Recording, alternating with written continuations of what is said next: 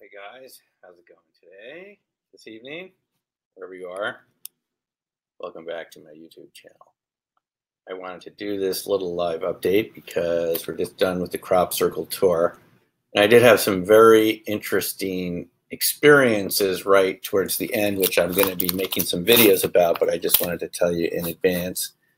There was a crop circle that appeared at Hackpen Hill a couple days ago. I'm filming this, beginning of August. So this would have been right at the end of July. There was a big circular-like, interesting formation. Let me see if I can show you a picture of it. This formation picture is courtesy of drone photographer Nick Bull.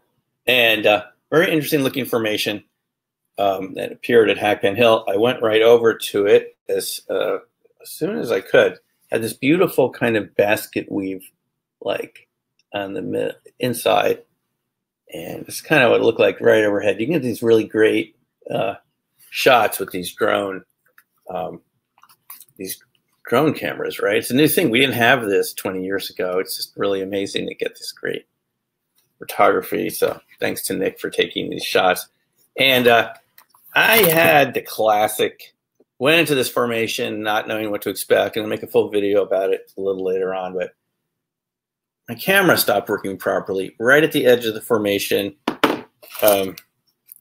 right about here. So you walked into it. Let's see if I can show it to you. Yeah, right at one of the edges, you go into the tram line, you go in, you're right at the edge. My camera went into like uncontrolled burst mode. This is an iPhone, and it's the 7. And, there's this mode in here where it takes burst shots. You hold the button down and it keeps taking 10 frames a second. Well, in one case, it took 491 photos on its own without me pressing the burst button. I had 2 witnesses there who saw this happen. Just in case you think, let's see if we can see him here. Oh, yeah. So we had 2 people there. Claire and Alex. I've met Claire in this circle before. She's a crop circle fan. Her little dog Trixie, and I've met them before in these formations. Well, she was there, and she saw this happen, and so Alex was there too, just a few feet away. And I wasn't touching the button, but I kept taking pictures and pictures. I couldn't stop it. Took 491 photos, and then it did it again and started taking pictures of something that doesn't even look right. I mean, it's almost impossible to take a picture with a camera like this without it focusing, right? I mean, you touch the button, it's already focused. But these are a whole bunch of photos in burst mode here. Let's see if I can show you here. And the select, and you can see they're all out of focus and don't look quite right. This was the second set of burst shots. I wasn't holding the button down.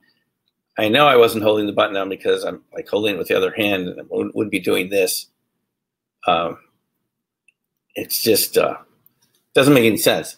The first one just took 491 shots of the same. Here it is, 491 burst photos of the same picture in the formation. And you could see the camera's going, just doing as fast as it could, and I was worried it might overheat or use up all the memory. I mean, it was out of control. We've seen this before over the years. And 1997, I saw someone's camcorder literally the inside melted when this fellow Ron put his, high-8 camcorder down in the crop circle Danebury triad formation. And so ever since then, I've seen all sorts of camera malfunction, battery malfunction, compasses, needle spinning, electric compasses, electronic compasses. North and south are 90 degrees apart, all sorts of weird electronic effects. I mean, it definitely shows us that the crop circle is an active shape. It's resonating at certain frequency, probably based on the shape and the fractal patterns in the formation that give it a kind of certain resonance, and that wherever it's resonating with, whether it be kind of parallel realities or some other type of source of energy, it's like getting overdriven. And so it's overdriving some of our technology when we go into it. That's the best explanation I have. It's actually like an active circuit. You wouldn't normally think that something like wheat, which is an insulator, would kind of start conducting like that in a way and have kind of electronic properties. Normally things like, rubber and wood don't have, these kind of weird electronic properties, but there you have wheat does. It's a property of things like graphene and topological insulators. I mean, you can look these things up if you want to know more about them, but kind of ordinary materials, in this case, semi-metals that have superconducting capacities at the edges. And we see a lot of these weird effects on our cameras and batteries at the edges. Now, for anyone who says, you know, that even if they're man-made or whatever, it can't be real, it's hoax, it doesn't matter what makes them, in my view. Okay, this is my personal view. It's once it's there, and if the shape is right, it's got that certain fractal quality to it. Something about it gives it an active electronic effect, and I've seen it probably 15 or 20 times. When you go in, and you can see this on YouTube. I've made some playlists. Just go to bit.ly/crop circle weirdness, bit.ly/crop circle weirdness, and I've compiled about 10 videos of people's devices failing while my camera was still working. Really weird stuff. It's happened over and over again. And it's just a sign that these crop circles are real, because if they weren't real, they wouldn't be affecting our cameras and batteries. You kind of get the idea.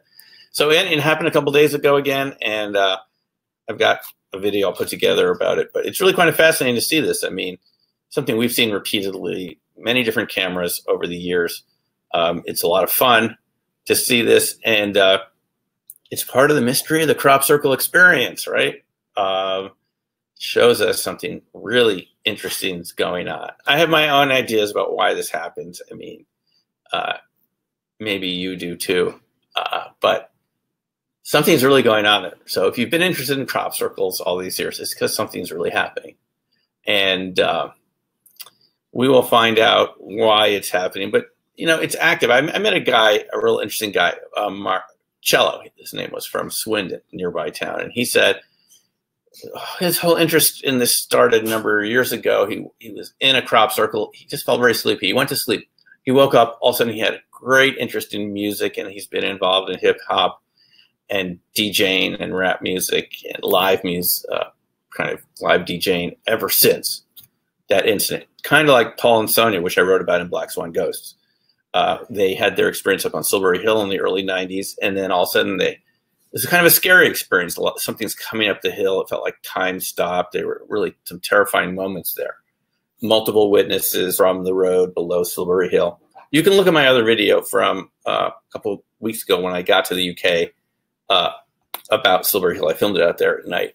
But that's where Paul and Sonia had their experience in the early 90s. Other people have had experiences out there. And they got an interest in music just from that experience.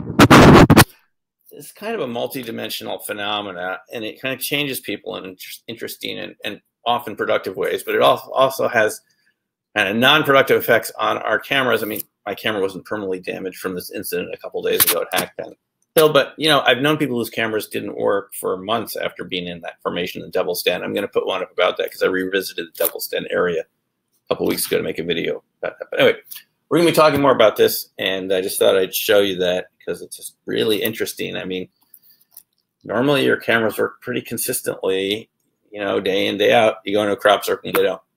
People have seen it from decades ago with cell phones, all sorts of devices just don't work quite right in a crop circle. They have an active, you know, electromagnetic field.